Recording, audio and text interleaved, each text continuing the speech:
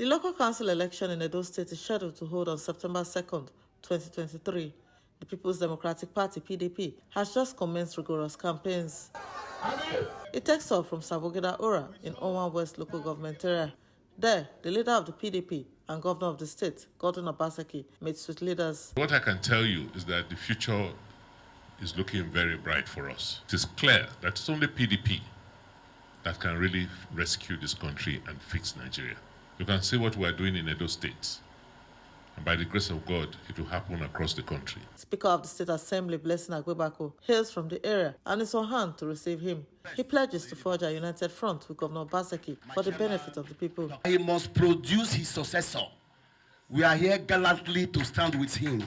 We are here gallantly to support him. The governor proceeds from there to the campaign ground to meet with party faithful. He assures that the candidates are persons of impeccable characters who will reside in the localities and work for the betterment of the people. The kind local government chairman when we want, not be local government chairman when go to stay for Benin. Now the one when go to stay here with you now. When go please tell me what they go on for here.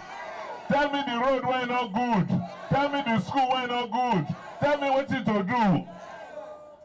This man, Ahonsi Dixon, tried and tested. Chairman of the PDP in the state, Anthony Azegbemi, is available to receive some decampees. There's no other political party in Owan West.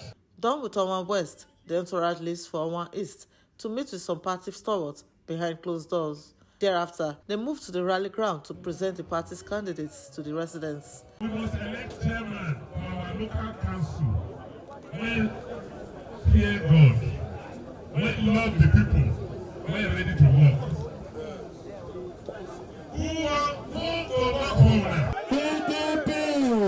Obaseki is optimistic that the PDP will emerge victorious given the caliber of persons flying the flag.